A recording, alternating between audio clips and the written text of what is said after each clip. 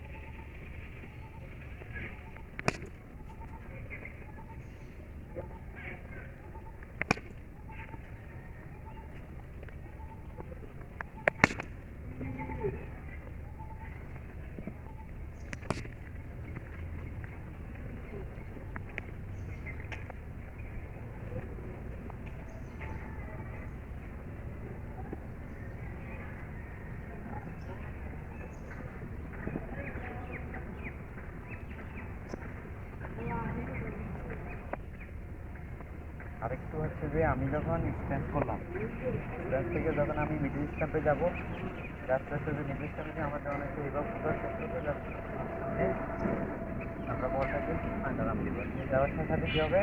আমি এইখান থেকে ক্লোজ, হ্যাঁ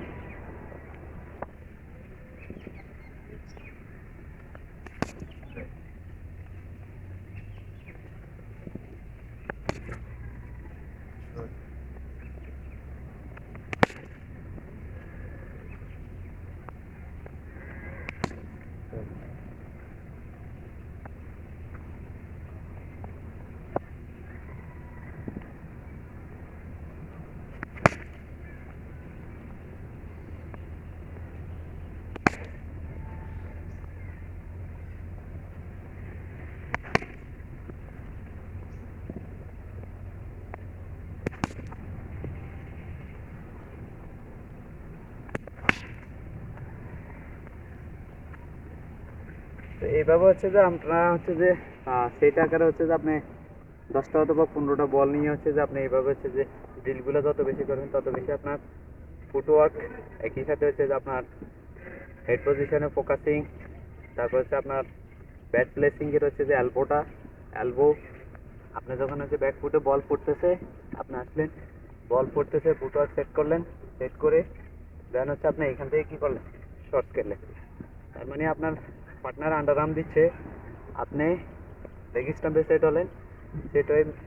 মিডল স্টাম্পে আসলেন, এসে ফুটওয়ার্ক সেট করলেন, বল দিল, বল দেওয়ার সাথে সাথে কী করলেন, আপনি এখান থেকে এসে জাস্ট হচ্ছে যে ড্রাইভটা খেলে দিন, এই আসলে ড্রাইভটা খেলে দিন। তো এইটা আপনার হচ্ছে যে যত বেশি হচ্ছে যে ড্রিলটা করবেন তত বেশি কী হবে, আপনার যে ফুটওয়ার্ক এবং হচ্ছে যে এলবো, একই সাথে হচ্ছে যে আপনার হেড পজিশন এবং ব্যাক প্লেসিংটা অ্যাকুরেট ব্যাক প্লেসিংটা, সেটা হচ্ছে যে আপনি কী হবে, অ্যাকুরেট ব্যাক প্লেসিংটা সেটা হচ্ছে যে ইমপ্রুভ হবে। এবং